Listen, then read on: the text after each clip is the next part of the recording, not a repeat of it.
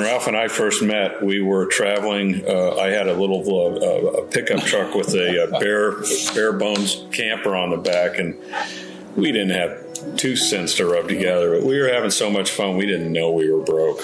Eating chili, no beans out of the can on a stovetop and pooling our money to buy a few beers. And we would literally paint from sunrise to sunset and then laugh for 2 hours and crash and get up and do it again. And it was better times I can't imagine.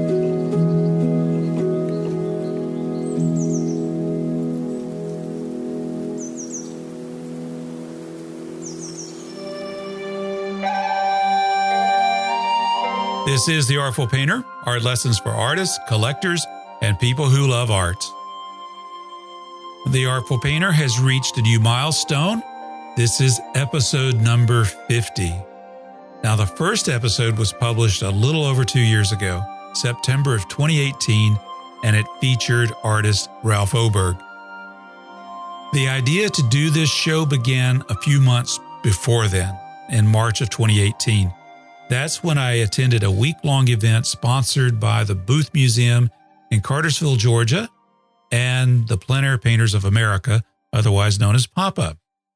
I remember making the commute from my home to Cartersville early that morning. It was about a 45-minute drive, and I must have been one of the first people there. But as I'm standing around and waiting for people to arrive, a small group started to trickle in, and a person walked right up to me and introduced themselves as Skip Whitcomb. He came right up and introduced himself.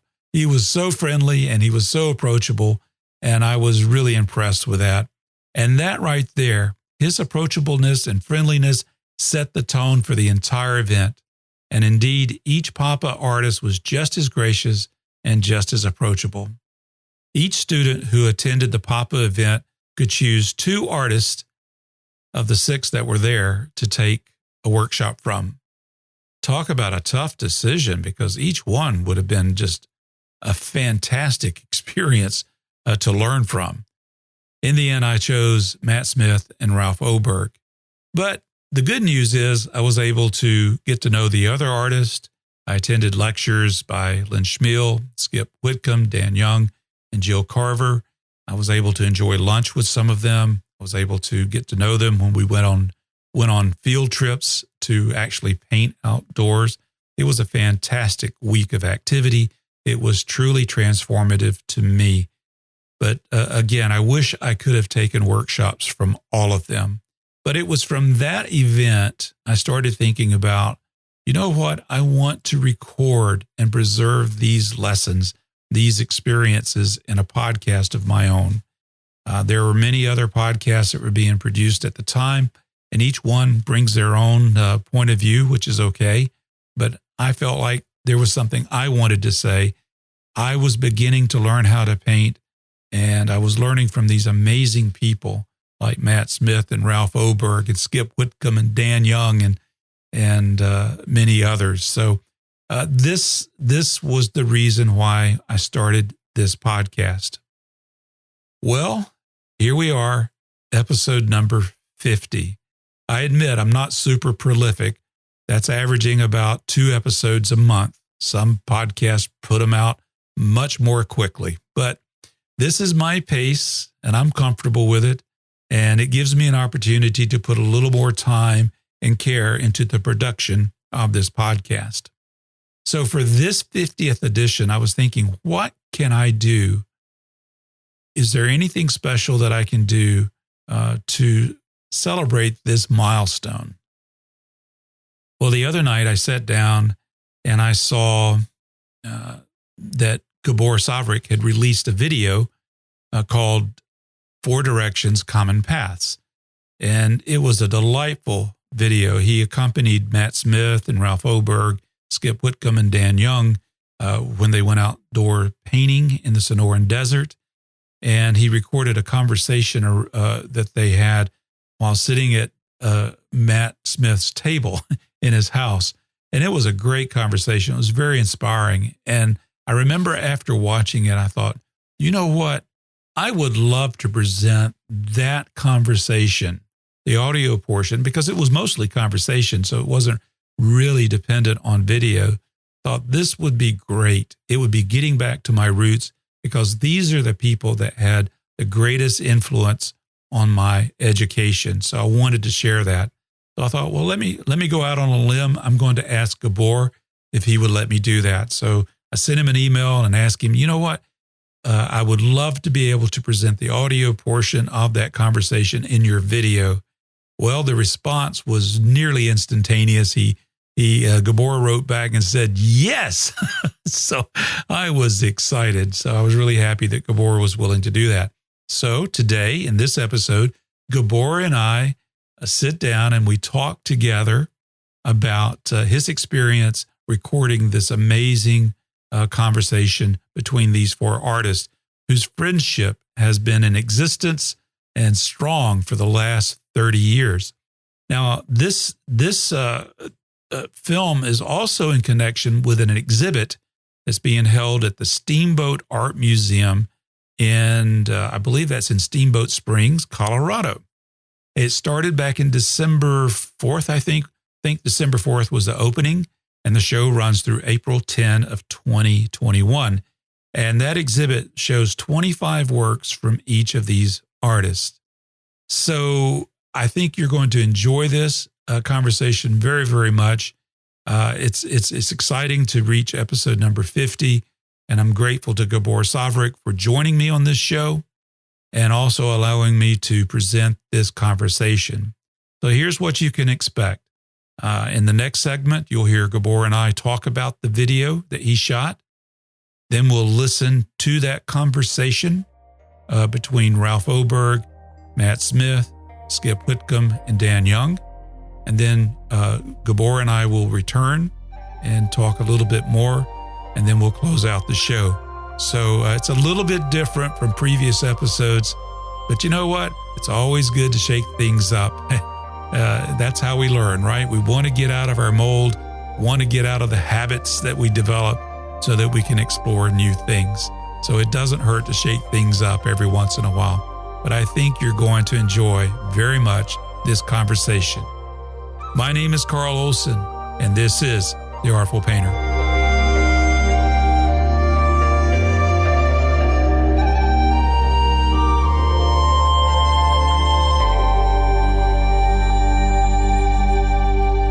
Well, this is a very special edition of The Artful Painter. And Gabor, I'm very happy to have you join me again. You were on the show early in its history, back in November of 2018, episode 7. So welcome back. Yeah, thank you. Thanks for having me back. So you are I'm going to use a 1990s term, you're a multimedia powerhouse. You have been cranking out content for artists for quite some time. I can't even hope to catch up to what you're doing right now.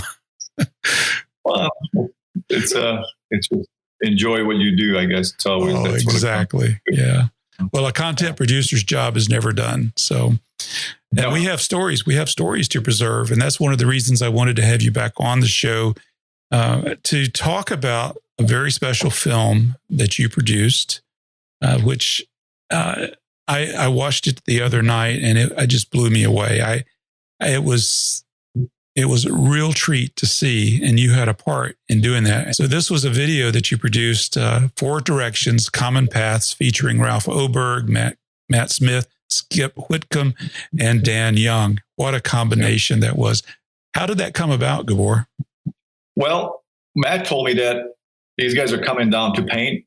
They usually come down in the winter months because summer is so darn hot. And Matt said, well, why don't you hang out with us? And we do have this show coming, and would you mind maybe just doing a little filming and putting something together? So I said, sure. I mean, I look up to these guys, so it's, that was kind of a no-brainer when Matt said come by. And Len Schmiel was there too. It's funny because Len was off camera, but he was there too, painting in the desert. So that was a really extra treat too.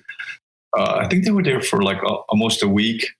Some of them left a little earlier, came earlier. And we went out, I think it was 1 or 2 days where I filmed. And then, well, I think it was, I'm not sure if it was their idea, but having a conversation basically at the table. That's the main core of the video. But I hung out with them for like 4 or 5 nights. Like we had like 1 a.m. we were talking. I was like a little kid in the candy store just listening to Skip Whitcomb and Len and Matt and these guys, Ralph and Dan, sharing their stories, how they met. Yeah, so it was a pleasure just listening to the stories. So then I got my equipment and we set up at Matt's table there. So the backdrop you see is some of Matt's collection of paintings, some other artists. It was just a casual talk, basically. I mean, they were having a glass of wine and sharing their stories of how they met and so forth. So it's about a 50-minute video conversation. So you really have to know, I mean, know them. I mean, most people are not going to sit down for a 50-minute video, 4 people talking. So you have to know the art. I think that's generally the idea too, to understand their paintings. When I started these other videos too, way back when we had the physical workshop facility, just filming, like Ned Mueller and like Albert Handel and John Budison and Ken Backus, those guys. I just want them to share their stories and have it out there, because one day we're not going to be around, and hopefully some young, inspiring, some painter will find it. I think that's the bigger picture for me, is to have a little bit of longevity through the new medium that we have now, video. I agree with you, and I think it's very important. Remember, I talked to this was before I was doing a podcast about art. I was talking to filmmakers, and there was a gentleman I had on my show who was doing a documentary on analog synthesizers, which came into the fore in the late 60s and early 70s. And he was lamenting to me that he had a guest that he wanted to have on the show because he wanted to preserve his voice. And sadly, he died before he could actually film that person. And so with him was this whole generation, this whole thing experience that was lost. I'm not trying to be morbid with the artists that are alive today, but their stories are worth preserving. So I appreciate what you're doing. Thank you. And I tell the artists, I go, imagine if you can watch something of like Sorolla or Sargent right now, or Edgar Payne, or we go down the line of these great artists. Imagine if you can watch something on them, it would be like, wow, incredible. Well, it's fascinating when you see a little movie clip of Monet. Yeah. There's no audio, but there he is. Yeah. And we hang on to that. It's a little connection to their it gives them life, as it were, as we look at that. Yeah. So might as well use it. I did some drone shots in this one too, so you get to see the landscape a little bit from above, which is kind of neat to see it from above too, the desert, because this was a Sonoran Desert where the talk at the table is obviously the core of it, and that's the audio that they're going to be hearing. Was there any one particular lesson that stood out in your mind when you listened to that conversation? One big one too, with this plein air going on, is it's not a competition. It's these the painters are out there to get better, right? And that's kind of the big picture.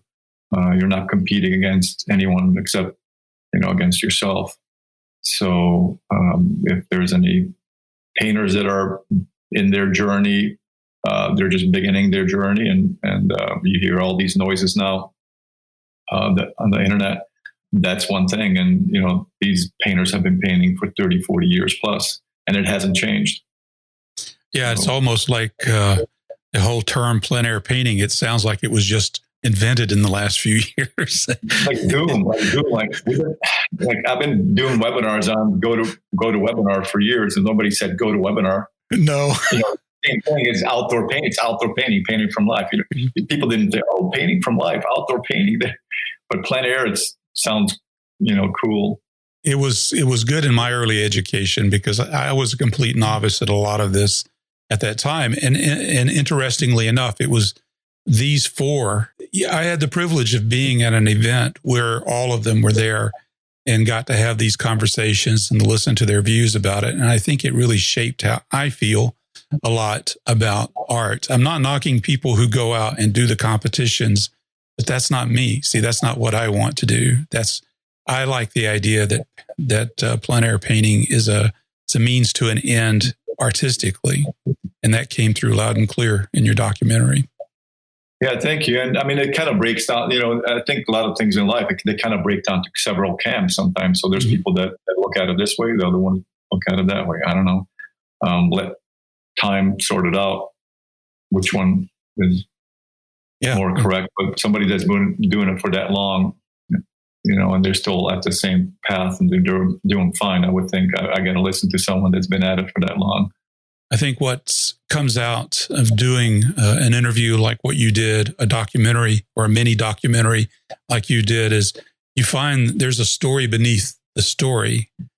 Yeah. And in a way, that story is what came to the fore, was the camaraderie. Even though there are four different painters, four different styles, four different approaches, there was a camaraderie there that was very deep and very sincere and genuine. Yeah, for sure. And you find everybody finds those friends, the ones that, through time, you just stick with them thick or thin. In this instance, everybody's life is changing. We go through different seasons of life, but they still stuck around and continue to paint together as much as they could in different seasons of their lives. That hasn't changed. So there's definitely sense of respect for the work amongst each other. I think that's kind of important amongst, doesn't matter what profession it is. The integrity, I think that's kind of the thing. The main thing is the integrity, the intention of the work. All of these painters, they're not painting for the market. They're just painting for the pure love of painting. And there's painters out there that, I'm not going to name names, but they paint for the market. And if you do that, it's a losing proposition because people's style or taste change. I think you should always enter anything honestly because you love it and that you'll never get bored of it. Well, I'll tell you what, Gabor, I'm going to pause our conversation right here. I'm going to let our listeners take a listen to this wonderful interview that you recorded. And again, thank you for allowing me to share it with the Artful Painter audience. Oh, you're welcome. You're welcome. So let's take a listen.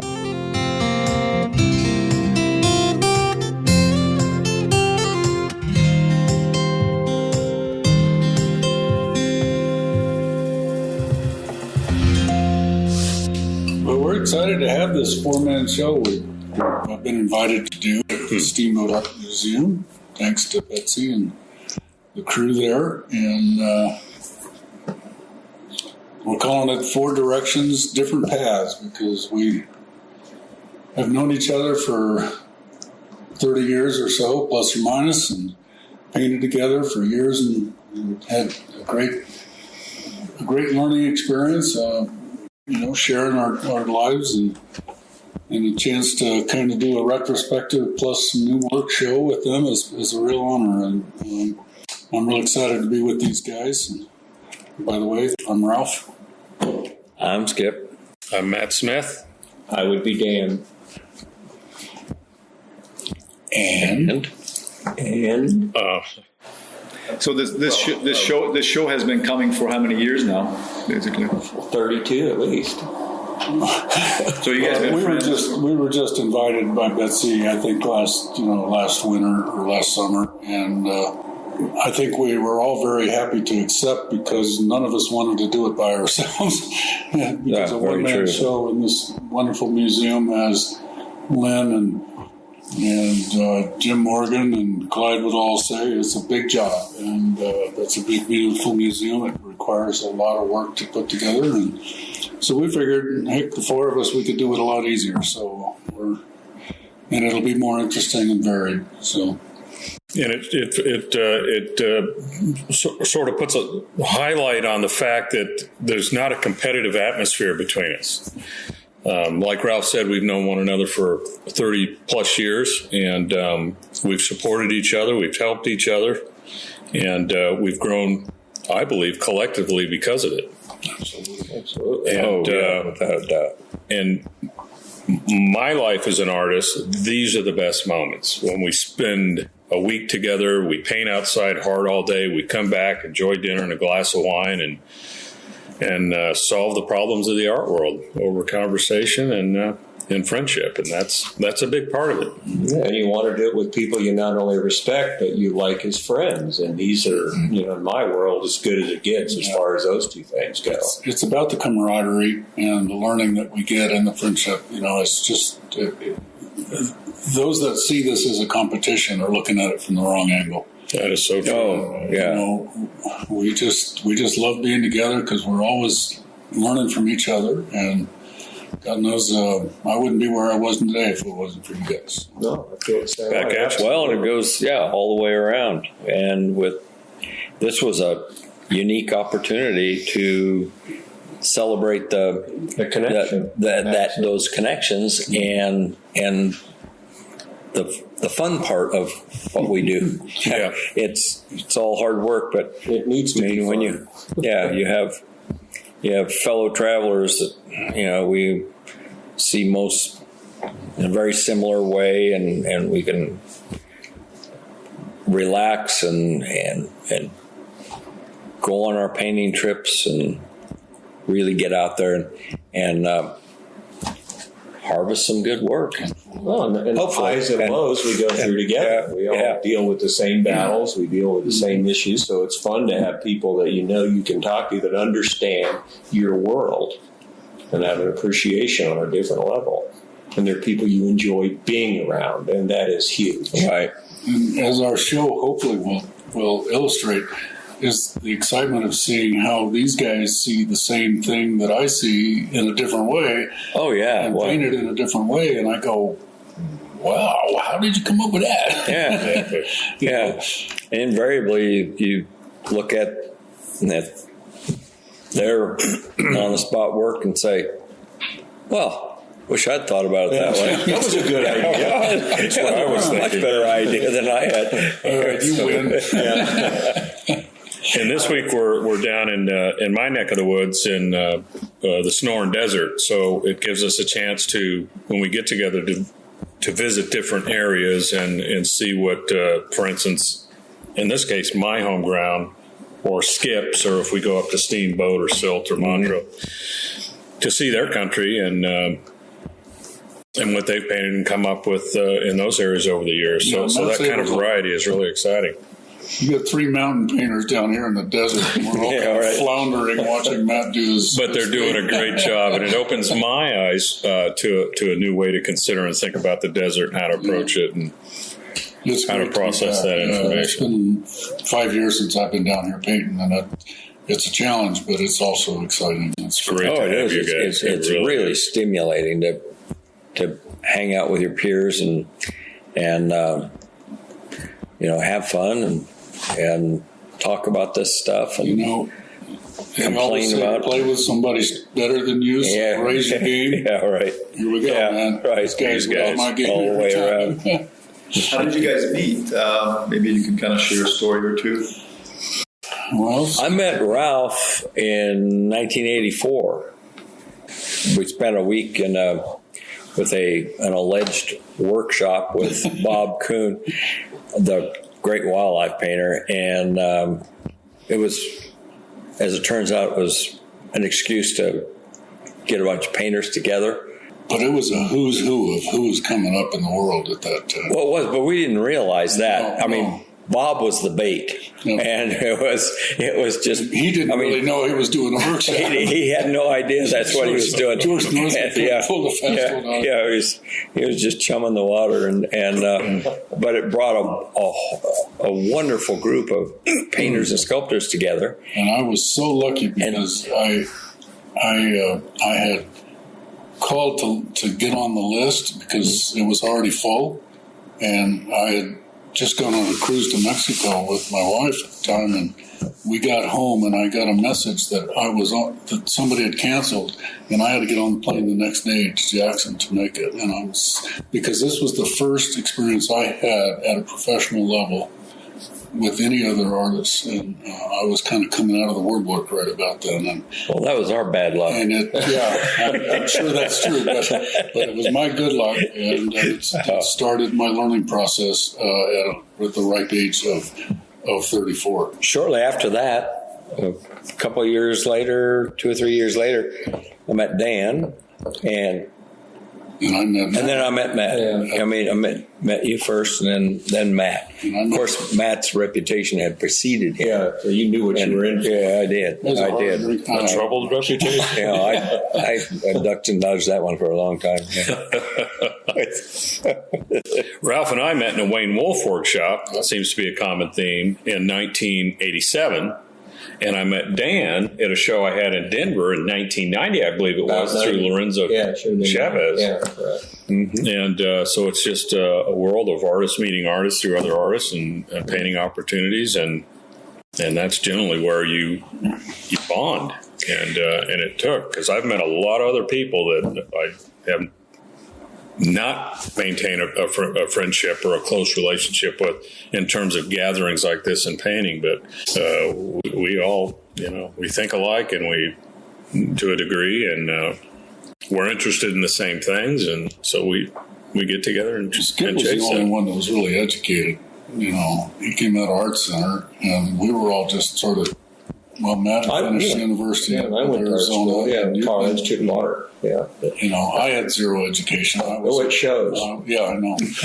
and I had a long way to go. I was a little older than you guys, but I had a lot of catching up to do. And those workshops that I took were gold mines. They were. I did the 2 weeks with Skip and several others. Matt and I took a lot of shops together at the time, and it was our learning curve was. We were all three in Clyde's together. That was about 92 maybe. Yeah, right. 92. That workshop. Mm-hmm. So. We kind of climbed the ladder together, and I learned so much about the profession. Matt being here in Scottsdale, he was connected to all the galleries. I had no clue where to go and what to do, but he helped me get started in that. Mm-hmm. Yeah, and that was really valuable. Yeah, that was one good point. Nice thing about Scottsdale Art School being here is there was a constant turnover of artists coming into town. They'd want to get together. I'm coming in a few days early. You want to go paint, so that connection was there, and it was powerful. And I needed that because my education, which was a BFA in painting from Arizona State University, was very abstract or sort of conceptual oriented. Mm-hmm. So they didn't teach the foundational principles that were necessary to develop an idea, in my opinion. It was just sort of go and emote on canvas. My education at the university for 2 years was pretty useless artistically, except for some good drawing and a printmaking class. Mostly what I got out of 2 years at the university was a pretty good pool game. So it was sort of landscape painting or painting outdoors was one of the vehicles that you guys had the same drive, knowing that I have to get outside and paint in order to make my paintings better. Kind of, was it a overarching theme? For me, it's when we took the Wayne Wolf workshop, and Wayne became a lifelong friend of mine, and he was the one that was telling me, "You got to paint outdoors. You got to paint outdoors." And of course, about that time, my photo rendering wildlife thing that I'd started out doing led me to Carl Rungus. And Rungus, of course, is famous for having told the students that they needed to get outdoors and paint. Mm-hmm. And so that awareness was what got me to take those early workshops and follow in these guys' footsteps. Well, those common threads and interests and drive to be outdoors, to really observe and experience nature firsthand and attempt to put that down on canvas and be able to take it back to the studio and do something with. That was a natural attraction for a number of us. There weren't that many people actually doing it at the time. And so you you fairly rapidly discover kindred spirits out there that admire and respect the same artists. There's similar veins of thinking, and there's that mutual attraction that of wanting to be immersed in the process and learning literally on a daily basis. When you're outdoors, it's you easy to find guys you want to hang out with and are willing to put the work in and willing to go out there for a week or 10 days in the field, which is hard work. You just make those connections, and next thing you know, you're planning trips together. When did we hook up with that? Kevin invited us into the Papa group, and he developed that. Was that 91 or 2? No, it was later. You were a year or two earlier than I was. It was around. I came in around 97. Okay. I think you were 95 or 96. That's right. Well, that was a great opportunity for me, anyway, and we all become members of the Papa Group, which is the original Plein Air Painters of America group. Before it became the major industry that it is now, we were the only ones doing it, and we had the show in Catalina every October, which was a really wonderful, captive audience we had, and wonderful sales, and we spent a week painting over there together, and it was just the greatest opportunity. And then, of course, it's been multiplied many-fold over the country now, and to the power of 10. But we were proud to be part of the original group, and we started in before the masses did. So now it's become a very competitive environment in many of these. They even promote it as plein air painting competitions, which is silly because, again, take this group, we feed off one another, and it's the antithesis of what we do. It is. Yeah. It is. It's not. As soon as that competitive atmosphere kicks in, it's stifling. You start to shut down, and it didn't work for me. And so those original Papa shows were.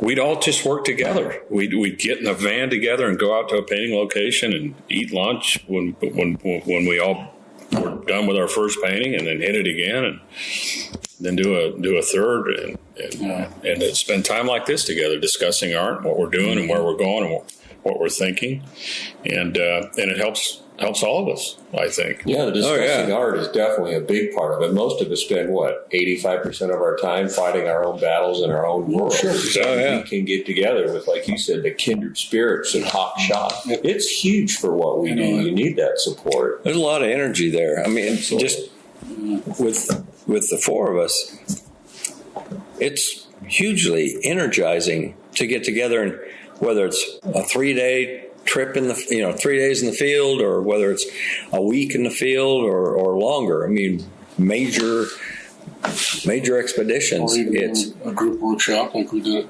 down in Atlanta last year. Right. Yeah, and pretty much boils down to any opportunity to get together. That's true. Yeah. If you guys were writers, would you say that you guys are closer to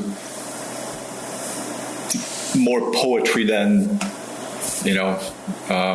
writing a textbook kind of writing? If someone is looking at your paintings, wouldn't you say that that's kind of more, that's where you gravitate towards, more the poetry part? That's what we're shooting for. Directions here, and we're all different. So, right. Some of us are a little more literal, and some of us are not. But we're still always trying to raise the bar every time you step up. But it's still a matter of distilling what we're trying to say down into its most simple components, according to like Ralph says, each one of us. It's as much about what we leave out as what we put in, and that's sort of the beauty of it. And we're all different. Yeah, we all have a different take on nature and the landscape, and how we design, how we compose, And work in the field is really more gathering information, taking chances with pieces that may be a total failure. But among the four of us, we're not out to impress anyone. So if I fail or one of us fails on a piece, it's no big deal. Yeah, it's our own battle. We all know that nobody has a home run every time. No, and It's part of the process. And it's not about going after finished pieces. It certainly isn't for me. I mean, at this stage of my life, that plays to the title of our show, which again is Four Directions, Different Paths. And although we all love the outdoors, we all love nature, and that's our primary motive. Mm-hmm. We all have different ways of seeing it and expressing it. Oh yeah, completely. Well, and it's so fun to see when the four of us get together. We're very similar to see four different visions or ideas of the same scene. I just find that so much fun. Mm-hmm. Matt, did you really see it that way? Yeah. We need to talk. I get that a lot from Ralph. Yeah. So in the since the mid '80s, whenever you guys met, as you were discussing, how has your work changed? Oh man, we raise the bar on each other every day.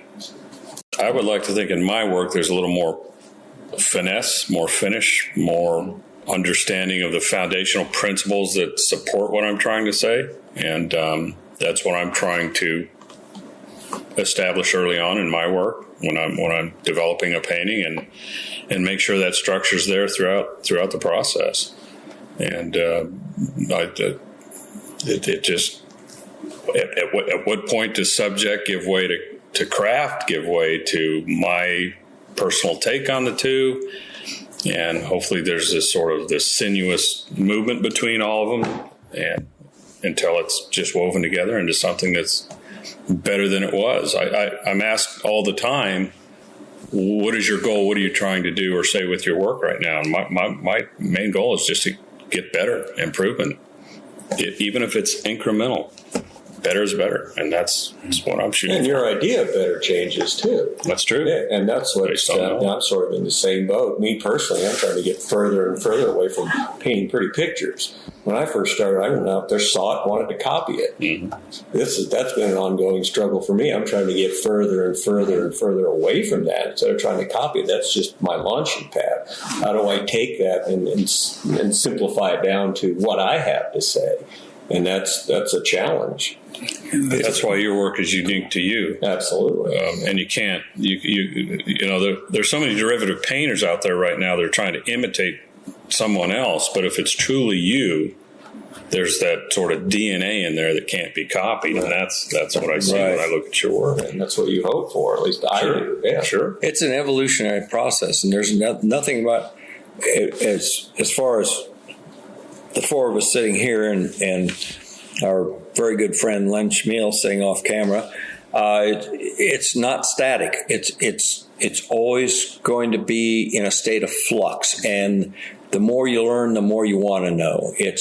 You want to understand what's going on in here, and how can I explore that? And you have, again, fellow travelers that stand for the same thing, and it's really important to, especially as we get older, and hopefully you get more sophisticated in your thinking and how you want to say it, and it becomes intensely personal.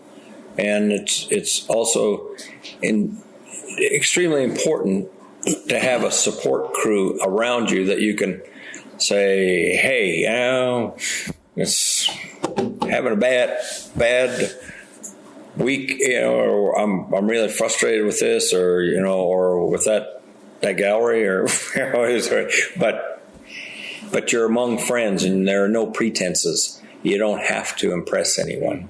You have your friends, and it's your safe place. Yeah, we reach out, over the phone or through the internet, and try to communicate there as well when we run into these issues that we know one or the other can help us on. And like you say, it's so important to have that support group, because like Dan said earlier, we spend so much time alone that self-doubt kicks in, and boy, it will take over. Go down that rabbit hole real fast. Yeah. Come out of your studio missing an ear. Yeah.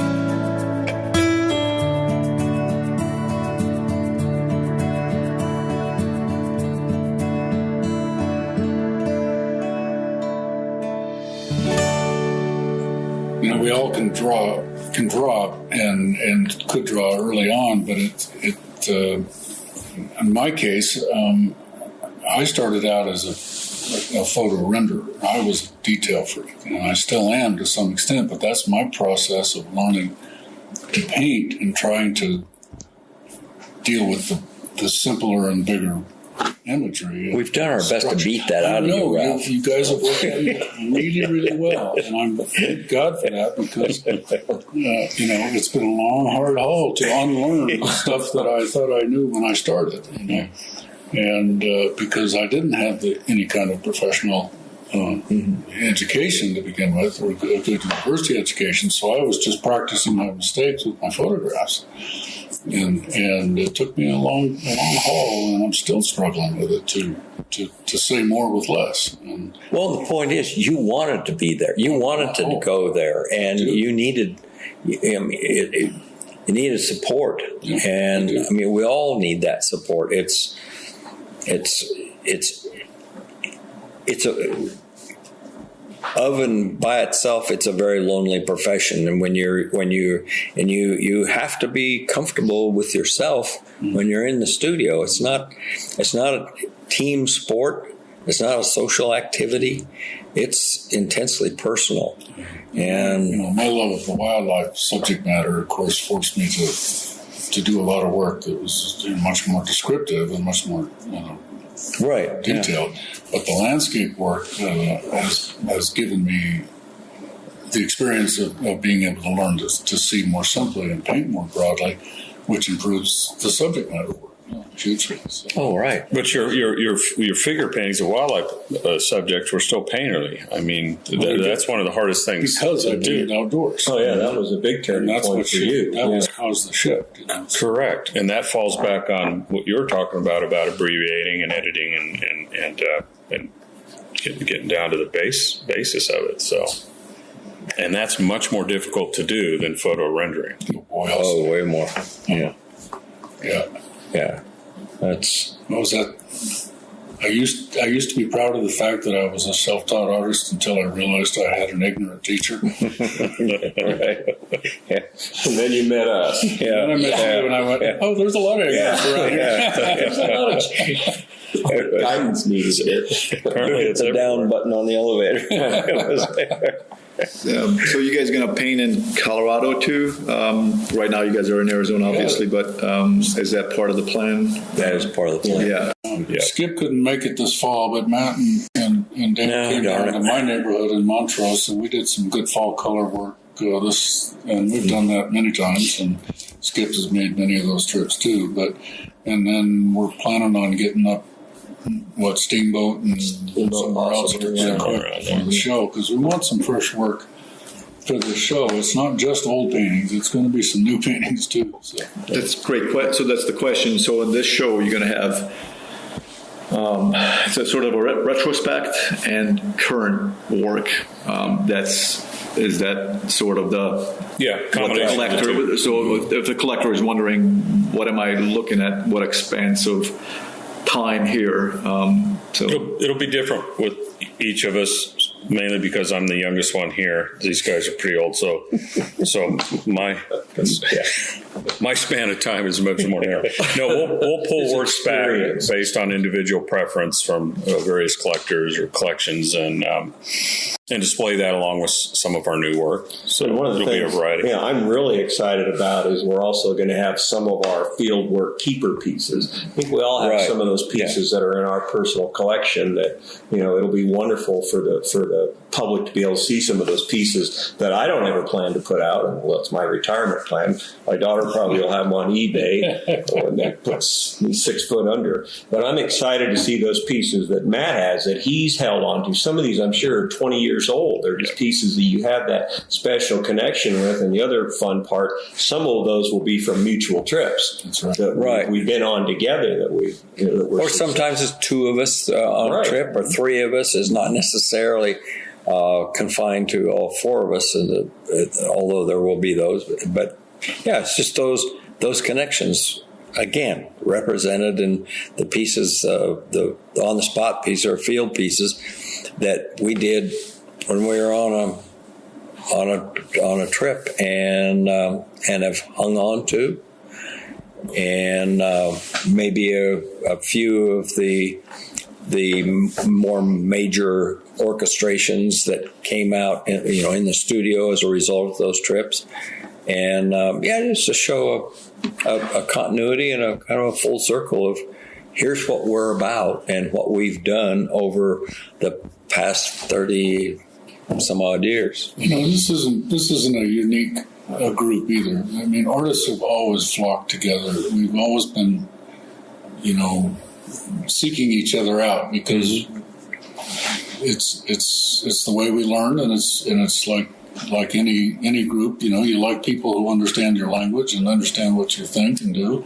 And artists have known to be gathered in groups for years and years, all the way back. And so it's just another case of a camaraderie that has developed for the 4 of us, which I know there are many, many other groups out there that do the same thing. Well, sure, but I think a lot of the public doesn't realize that. It's a mystery. Yeah, they don't. You're an artist. They You have see your it. little studio. They see it. So it'll be wonderful to educate them to how that process works and how important this part of it is for us. I think sometimes the general public is surprised that we're not individually competing with each other. Right. Oh yeah, that's a common Again, it's misconception.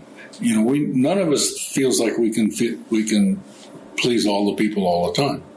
We get our That's not small gonna happen, we sell what we can sell, and if Matt sells one, it doesn't affect me. It's that buyer will maybe buy from both of us, but They oftentimes do. Yeah, I'll bet if you the look guy back. that buys Matt's may not buy mine, and the guy that buys mine may not buy Matt's. You never know. Yeah. It doesn't matter. It's not about that. It's has about nothing to do with that. it's about, again, it goes back to that common denominator of that support group, that your buddies, your friends, and Yeah.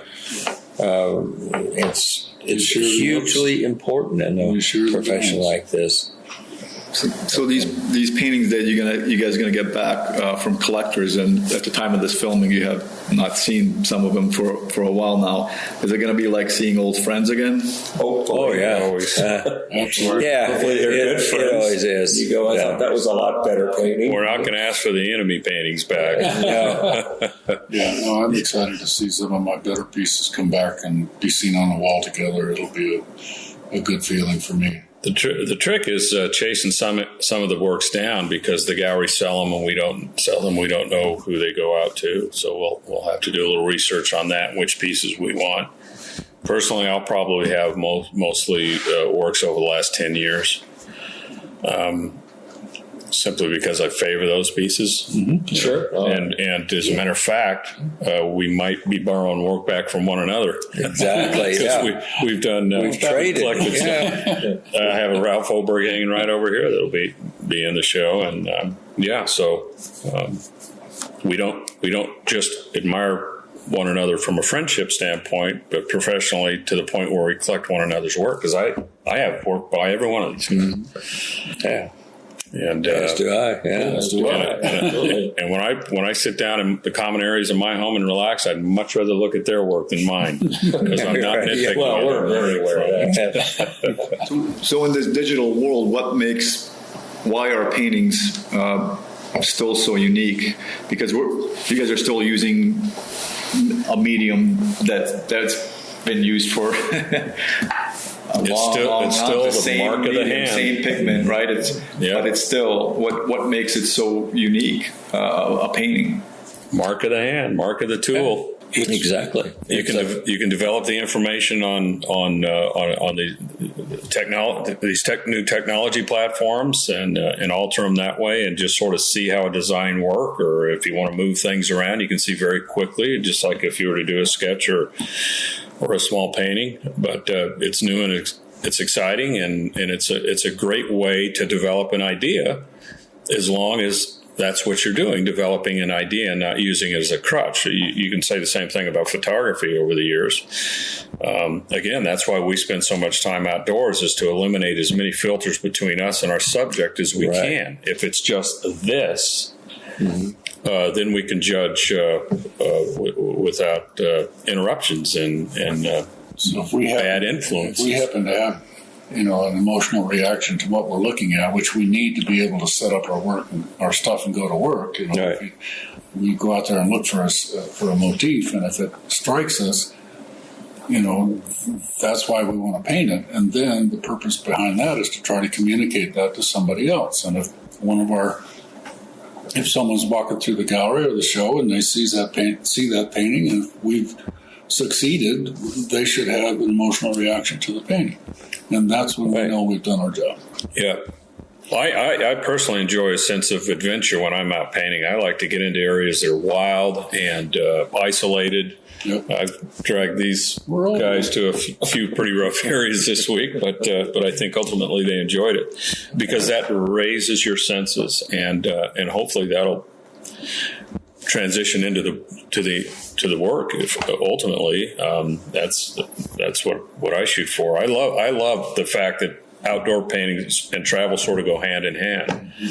I mean, with most other genres, you can bring your subject into the studio and observe it, but we have to go outside, so we are not in control of what's going on. You have the bugs, the wind, the changing light, tourists behind you and interrupting, and all sorts of things that are happening that could ultimately change what it is you're trying to say through interruptions, but you can use that to your advantage as well. And it's a hugely distracting environment to be outdoors. As Matt said, it's an adventure. You're living out there on the edge. Right? We use our quads. We use our jeeps. Horses. We use horses. We've gone into the wilderness. Helicopters. As I get older, it's becoming more. Well, he takes cruises to Mexico. I know. But any way to get out there into the beautiful, pure country that we love so much helps us get the excitement into our work. Well, and for me, it's so fun. Like when Matt takes us to these places that there's no way I would have ever seen. I would have never. The desert. When I first came down here, it's like it's just cactus and everything wants to hurt me. Yeah. Well, once I connected with you, you've taken me to places that I had no idea existed in this desert, and it's fun to see because of your connection with this place, how you've shared it with us. We get to enjoy that. Right. Otherwise, I never would have. He could have kept this a secret to himself, and none of us would have ever seen it. We're lucky he needed friends. The end goal is to see what you can come up with, so that I can lift those ideas. And he was also going into some places with my car that I shouldn't have been. He kept up. He turned around a few times. I love sharing his new car with folks. He scratched. No, you got my old car stuck once. With some broke a few people's helpful cars. Steps hanging off the side. I really enjoy sharing this country with you folks, not only collectors from the standpoint of the end painting, but with my friends to see how they get excited. I've talked to so many artists who will explain the area they just visited with this sort of monotone voice with a lack of enthusiasm or excited. I get excited about these areas, and I want to share them with my friends. Well, see, we feed off that excitement, as I do with you. Oh yeah, and so he's wound up about it. We get in there and go, whoa, yeah, holy cow, this is, yeah. Just took us to one the other day. It's just a brand new place that he's excited about. And Boy, I tell you. to go there. Oh, What a- man. what a treat that was. It should be a national park It should be. It should, for yeah. us. Right, yeah, right, yeah. What do you guys hope when a collector buys your work, that they will not get out of it, but I mean, do you guys hope that connection is very similar to them? Which is, I know it's very difficult, but Well, like I said before, if we can evoke an emotional response to the painting that is somewhat similar to the emotional response we had to the scene, then we've done our job. And if they have that emotional response, then they're going to want to own it, and enjoy it. And so, As long as it's not filling a void on the wall in the Matches right their color, couch, yeah. theme, or whatever. Yeah, I've talked to collectors who don't, I own 3 of your paintings. Really? Which ones? They don't even remember. yeah. And others who are so touched by a given painting that it's become an heirloom. I'm sure we've all. Oh, absolutely. When they say I look at it every day and it Sometimes makes people me tell me happy. about- That's about a painting they own that they love so much, and I can't remember it because Well, there's that, there's too. so many of them. So it goes both ways. But and you find out it was a Dan Young. So That's why it's forgettable. oh, sorry, no, that was Dan. Yeah, that was Dan. That's the other Ralph.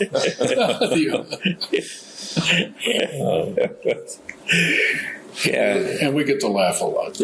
we do. We definitely We're do. fortunate to live this Oftentimes life. at It's- one another's expense. yeah, most of the time. It's understandable why a lot of people want to emulate the lifestyle of an artist because we're fortunate to be successful at what we do, and we've had a lot of fun getting there, and we're very, very grateful for Been a that. great journey.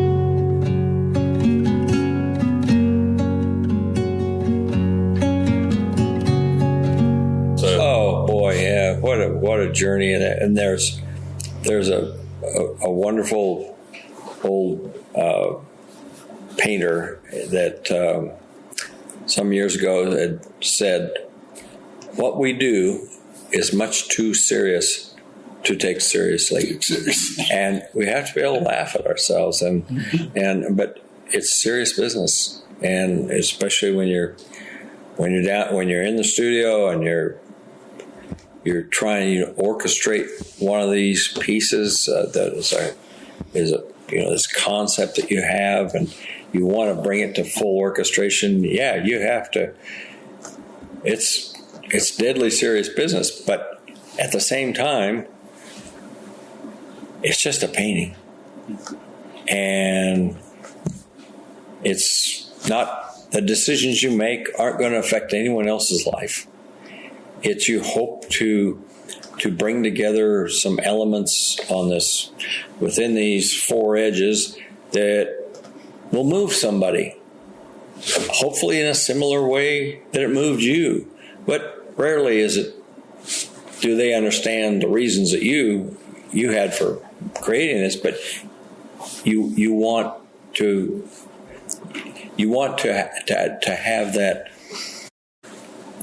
to connect with someone out there and strike a chord in them that is similar to your response to the things that you dearly love. And it's not about appealing to the masses. It's just a few people out there that your paths cross, and they look at that piece and say, "Wow, I know that. I know that feeling." That's. Well, and it's so fun when we are working together because we do sort of enjoy razzing each other. But I kind of feel when those easels go up, it gets serious. It gets pretty quiet. It gets quiet, and it's very intense. Yeah, few people that haven't tried it don't realize how hard work it is when we're actually focused on the painting. It is a challenge. It's super mental and it's even physical because, in my old age, standing out there for 2 hours in one position is starting to get a little That's tough. work. That's even more work. It used to be. But it's still the greatest joy we can have. Yeah. Well, and these are lifelong friends. And as well as that guy over there off camera, he's, these are the friendships you form over a lifetime that. And we're 4, but we all have many friends in the business. And, and common friends. And we're fortunate to have such a great circle of artistic friends and to go to, we go to these shows and stuff, and it's like old home week because it is homecoming. We know everybody, and we get to say hi to some people we see once or twice a year. It's a big family. We're extremely lucky to do this. We're very Can't fortunate. imagine doing anything else. Mm-hmm. At this stage, we're eminently unqualified to do anything else. I think about that every now and then. What will I do if? My friend and mentor Wayne Wolf was a master of the quotes. Right. He was a wordsmith, and one that I always enjoyed that he said was, although I primarily paint for the approval of my peers, I somehow would like to manage to not accumulate an unusually large collection of my own work. Well put. Those you keep because you want to, and those that just you end up keeping because nobody else wants it. Publishers insisted on it. The collecting community.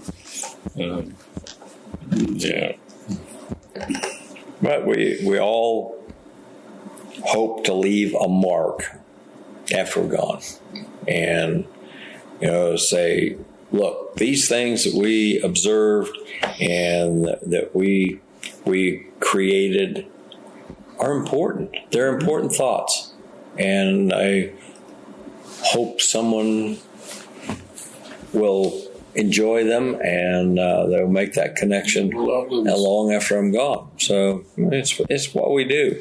It's When I first started painting the Sonoran Desert, when I was in college and freshly out of college, I met with a prominent dealer here in Scottsdale, and he asked what subject matter I painted, and I told him, well, the desert. He said, I can't give that stuff away. You're wasting your time. And I thought, really? We'll see. Well, this is a challenge. Proved him wrong. Well, I would like to think that I had a hand in opening people's eyes and minds, and continue to the beauty of this landscape. It's a very small ecosystem relative to the rest of the world. And people moving into town and just blading areas. We've been talking about that in my yard versus some of my neighbors. They just scrape this beautiful desert right off the landscape because they don't see it as beautiful. I spent an extraordinary amount of time and money bringing that natural look back to my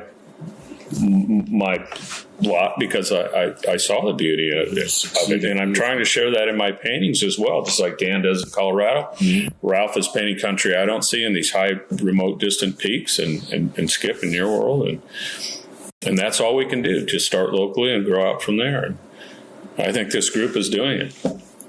We still love to travel and paint other places, but I mean, I've been sort of mountain oriented all my life, having been raised in Colorado, of course, and so that's my home turf. Backpacking and climbing and hiking and all my life in the mountain country, and living in Montana and for a while as well. But I've recently been fortunate to discover mountains not only in Alaska and Canada, but the Himalayas and the Alps as well. And I'm heading back to the Alps again, and I'm really excited to go again. You're in your world. You're in your place. That's a good thing. Following my own little tail and going where I want to go. And you've developed your art to the point that it allows you to do that. Well, exactly. And that's important. Yeah. So it's amazingly fortunate that I get to do what I want to do. Hard, Ralph. I mean, it's not like someone gave it to you. You earned it. Yeah, When Ralph and I first met, we were traveling. I had a little a pickup truck with a bare bones camper on the back, and we didn't have 2 cents to rub together, but we were having so much fun we didn't know we were broke. Eating chili no beans out of the can on a stovetop and pooling our money to buy a few beers.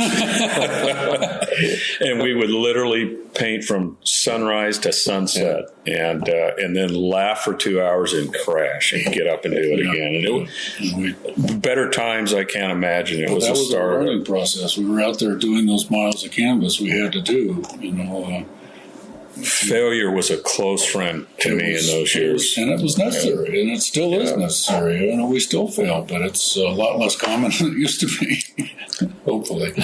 We don't take the failures so seriously anymore.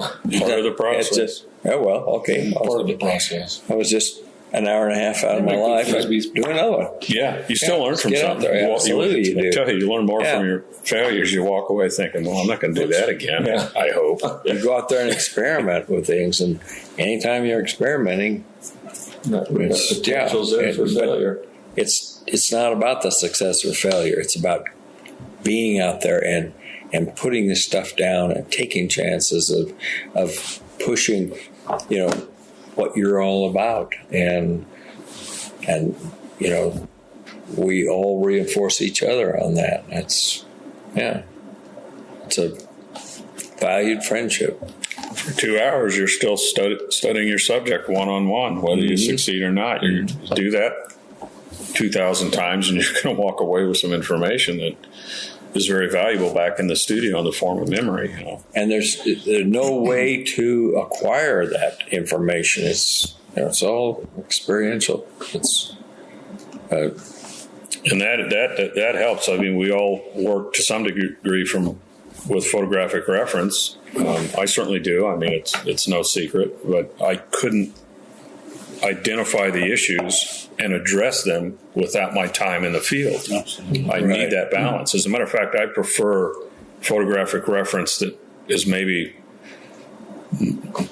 not as fancy as you're going to see on some of the really hotshot new computers. I like just photographic prints because there are all sorts of issues. They're not backlit, and so that it forces me to okay, so I see a problem here. I have to dive in deeper to my memory and really pull out who I am and my experiences to address those issues. So then it becomes a communication more rather than just to sort of follow the map of the photograph, which so many painters do, because they don't get out. They don't. Part of the note-taking process. It is. We almost always take a photograph at the time we're painting outdoors. Oh, yeah. And when you go home and you look at the two together and you go, holy mackerel, the difference between the sketch and the photograph is always clear. Oh, it's huge. Yeah. And you realize, okay, this is where I have to trust my sketch, even though I can get all the drawing and details I think I might want in the studio. You got to trust the sketch for the information that you get emotionally and direct experience. Completely, yeah. Because the camera lies to you in so many ways. You can get the color and value in that on-location painting and all the topographical information you need in a photograph. As long as you can draw, you just have to overcome the wide-angle lens, the distortion, and the compression of planes with telephoto. But if you're outside all the time, you see right through that stuff. Absolutely. Right? That immediate response is so valuable. I mean, like we've talked about charging your battery. In the days of Kodachrome, it's a little more obvious. These cameras are getting awful good, but they're still not. Oh, no. They record stuff. That's what they do. They just record stuff. It's like one eye, no brain. And that's why the field work is crucial to what we do. Again, the emotional response is the important thing. Right, yeah. So I mean, those first immediate responses, those outdoors. And the creative decisions that we make intentionally not to take the nature exactly the way it's presented to us. Right. We stand out there and make decisions from the moment we start. I'm going to use this, and I'm not going to use that, and I'm going to change this. Mm-hmm. I remember Lynn's answer to question once that I asked him as he was setting up his easel and standing there looking at the scene, and I'm full-blown painting. I'm almost done. I go, Lenny, what are you doing? He says, I'm playing the what-if game. What if I did this? And what if I did that? And what if I changed this? And that was such a lesson to me to realize that I got to take control of this thing. You've got to make a painting. You don't take it literally. You have to make decisions. You know? You're just not a slave to that out there. It's a starting point. And what am I going to do with it? Mm-hmm.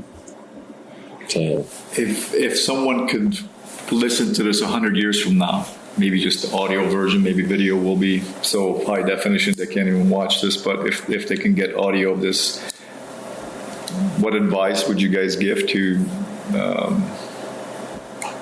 an artist or someone that wants to collect art, possibly? Same thing we're offering now. Work from direct observation, eliminate the barriers, and do it. Train yourself from the foundational principles up. Don't think that those aren't important, and connect constantly with your subject, regardless of genre. There's no shortcuts. There are none. You've got to do the work, and you've got to study the basics. And if you don't have the tools to work with, then you're going to be frustrated. So you've got to draw, and you've got to study values, you've got to study color. So get professional help. and for the collectors, if any of us or all of us are worthy of being notable 100 years from now, we should be now. So for those people 100 years out, pay attention to the art scene and what's happening there right now. I mean, like I say, I've collected their work. I have deceased work in my collection. And there are really, Len's here, there are really phenomenal artists out there creating work that's real and spectacular and holds up with just about anything that's been done over the span of time. And a part of what the Papa Group has tried to present more consistently here, since we sort of the first ones in this recent era to popularize plein air painting again, is that it's always been there, and it's always been a source of information for artists from time immemorial. They've always gone outdoors and gone reference material, especially starting in the Impressionist era, but it's also part of the process of going back to the studio and bringing in, that information and developing finer studio paintings and bigger paintings, and that's getting past the idea that plein air is always an end in itself, which it doesn't need to be. It can be, but it doesn't have to be, and it should be a step towards something greater. Yeah, the very essence of it is what scares many people is you have to take your studio to the subject, which means you're no longer in control of your environment, right? Which is what we feed on, because that in turn informs our work, and that's the beauty of it. And so when we go out on horseback and people who are hiking down the trail say, make funny comments to us about being lazy or whatnot, they don't realize we're carrying 100 extra pounds of gear each so that we can do what we do over a span of a week. And so we have to look for ways to access some of these remote areas more quickly and more easily. And other times we just scale down and go in, start boulder hopping and see where it takes us with nothing more than a camera and our memory. But everybody's different, so in terms of how they process that. Right. Well, we hope you enjoy our show.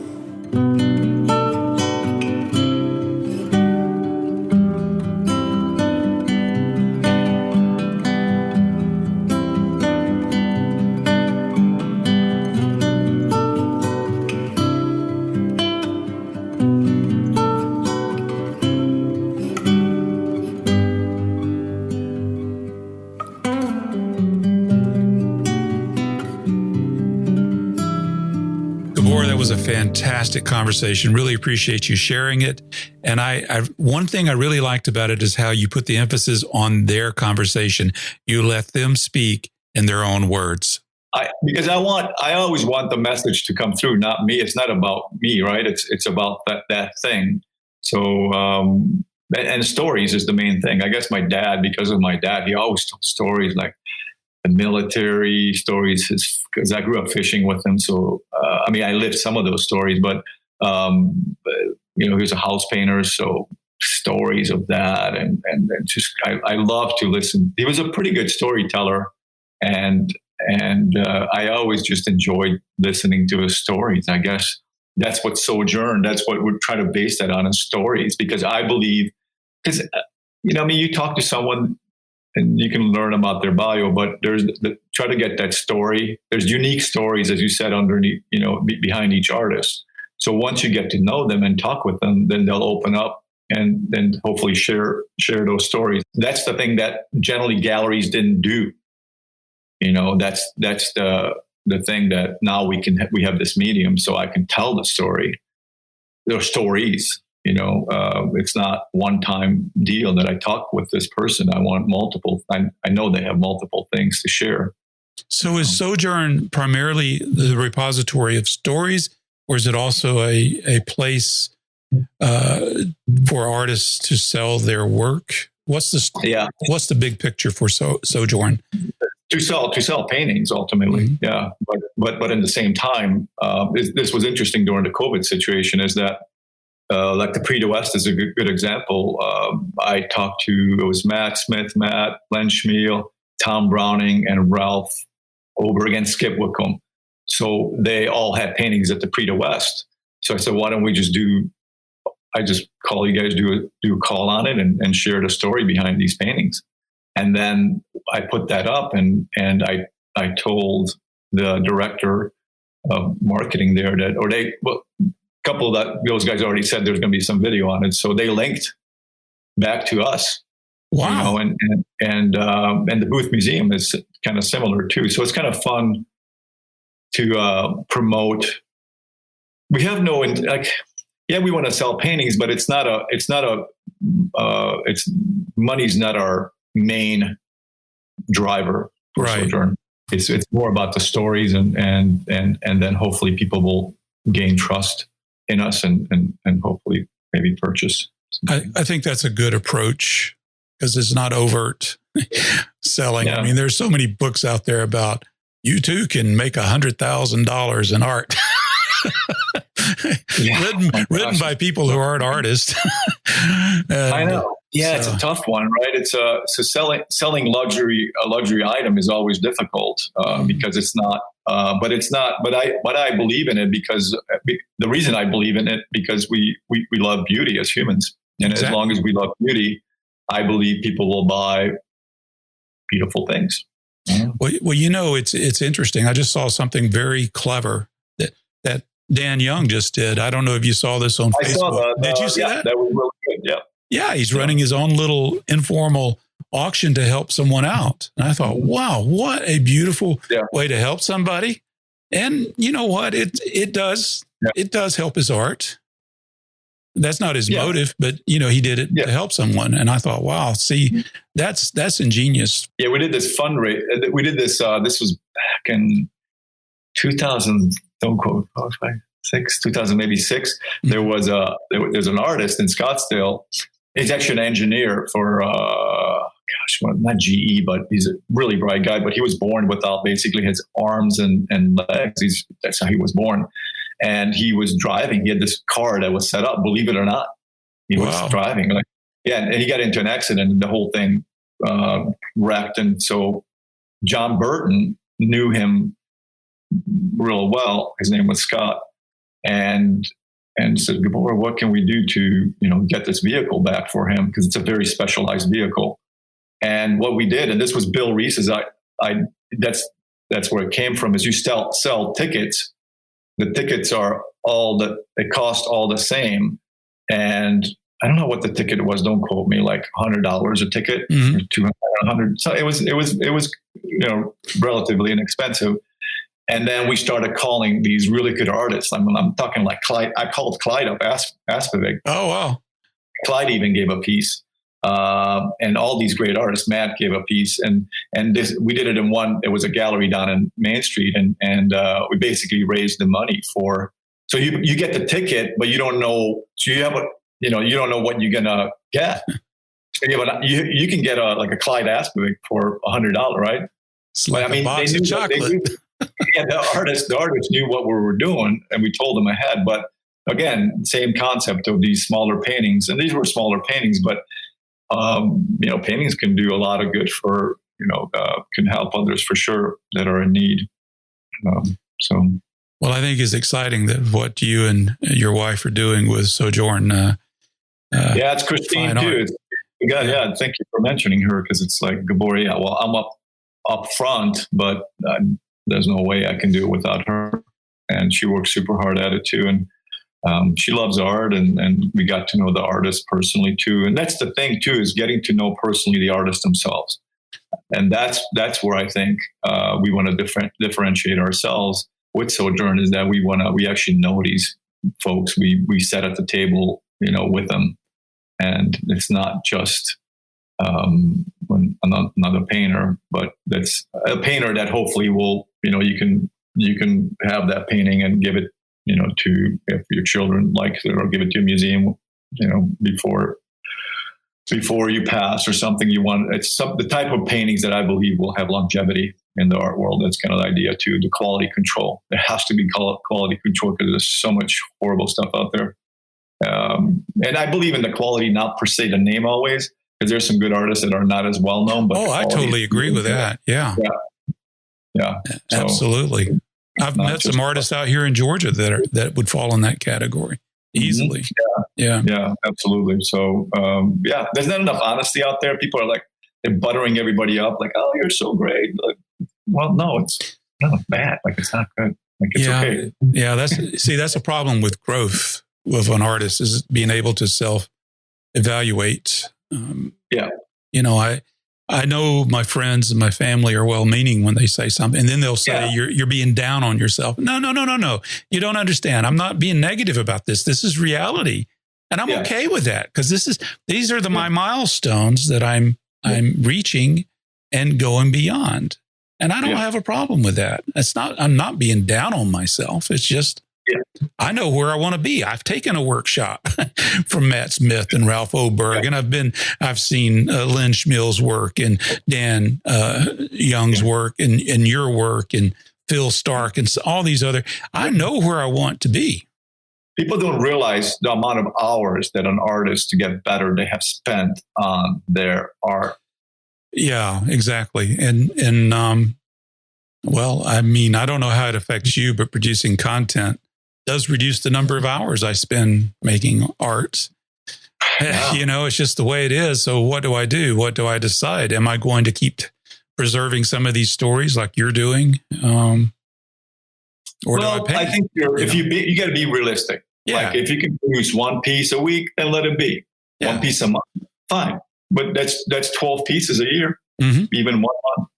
But if it's good, like you got Bill and Len, and I mean, that's good stuff. So I don't know. I would just concentrate on. I hear their voices in my head when I'm doing something. So yeah.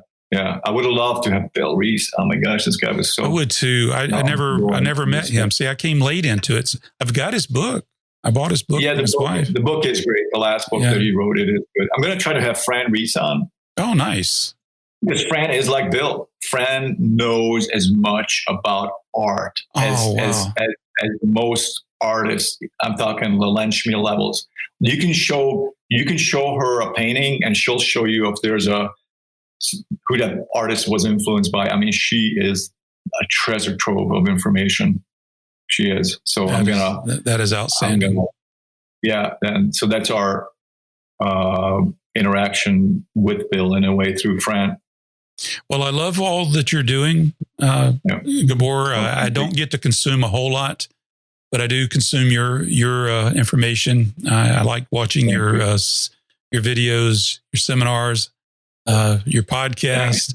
All of those things have been a valuable part of my education. So thank you. And thank you for allowing us to share this episode in this edition. You're welcome. And I'll provide links to all the enterprises that you have. Let's see. Enterprises. Yeah. What are they? Just enumerate them real quick. There's your own website, right? My website. We have my own Tucson Art Academy online. Yeah. Website. And we have Sojourn now, Sojourn Fine Art.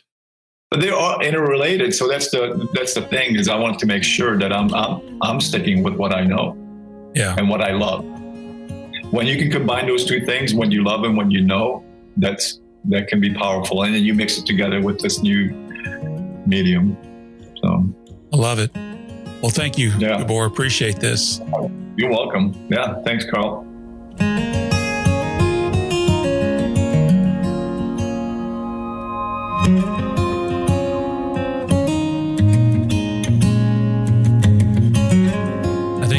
That was an amazing conversation between Ralph Oberg, Matt Smith, Skip Whitcomb, and Dan Young. Again, I want to express my deepest gratitude towards Gabor Svagrik for allowing me to share this conversation with you and for participating in the 50th episode of The Artful Painter. He and his wife, Christine, are doing great work with Sojourn Fine Art and Tucson Academy of Fine Art. It's a great resource for training and mentoring programs from some of the finest artists in the country, including some of the artists that were in this conversation today. I want to take a moment to acknowledge my associate producers. Who are they? Well, they're people who provide financial support to The Artful Painter. This show is possible in part because of their generous donations. Those donations have covered the cost of the website, hosting the podcast, as well as the cost to produce this show. So I'm very grateful to each and every one of them for doing this. And today I'd like to introduce a new associate producer, Priya Gore. I got a really encouraging email from her. She said, "I simply love listening to your podcast while I paint, and I really appreciate all the hard work you put into producing such a quality podcast. I was addicted to Creative Endeavor podcast." Now, let me just interject. That's Andrew Tischler. It's an excellent podcast. And Andrew has been, he was an early guest of The Artful Painter too, but he's doing amazing work as well in Australia. But let me return to her email. She says, "I was addicted to Creative Endeavor podcast previously and was listening to the same episode 6 times. And I am certain that will be repeated with your podcast, as it also talks about how to be an artist painter more than just how to paint. I feel that because of your soothing voice, the music, and the insightful communication with the artists, the joy and the calm mindset gets reflected in what I paint. So again, thank you so much, and please keep on going so that we can keep on painting in that calming environment." I am a wildlife artist, and by the way, you can check out her website. I'll provide a link in the show notes, but it's called Caribou Fine Art. It's KARIBU fineart.com. She says she loves painting birds and that she's based in Brisbane, Australia. She says she was in the U.S. for 5 years before she moved to Australia in 2014. Wow, what a change. Amazing change there. Anyway, she says, I think it's important to share with you that, like you, before getting into full-time art, I had been working as a communication systems design engineer specializing in 4G LTE and played a major role in the implementation of Sprint 4G LTE network across the U.S. from 2011 to 2014. And now I just switched to full-time art since November 2020 before leaving my full-time engineering job in Brisbane. All the best. Priya, thank you. Thank you for sharing those thoughts, and thank you for your contribution to The Artful Painter. I'll do my best to keep the shows coming, but that was so encouraging to hear, and I wish you success as you as you pursue your new career as a full-time artist. Very nice. So that brings up the total number of associate producers for the year 2020 to 23. So these include Cynthia Agathocleus, Kelly Bailey, Alan Bloom, John Calabrese, Beth Cole, Sandra Shook, Jeffrey Eichhoff, Scott Hegelson, Richard Husband, Priya Gore, Brent Kimber, Deborah Martin, David McNeil, Jonathan McPhillips, Jim McVicker, Margaret Miller, Debbie Mueller, Cheryl Petty, Jill Rufato, Serena Stratford, Frank Wash, Shirley Williams, and Colleen White. So to each and every one of you, thank you. If you would like to join the growing ranks of supporters of the Artful Painter, please visit carlolson.tv and click on the Donate tab. Well, that brings us to the end of this edition of the Artful Painter. Hopefully before 2020 is over. I can't promise, but I'm going to try. You will get 2 new episodes. I have 2 more episodes that I want to share before the year is over. And I think you will enjoy these upcoming interviews immensely. So thank you for listening. I'll see you all in the next edition of The Artful Painter.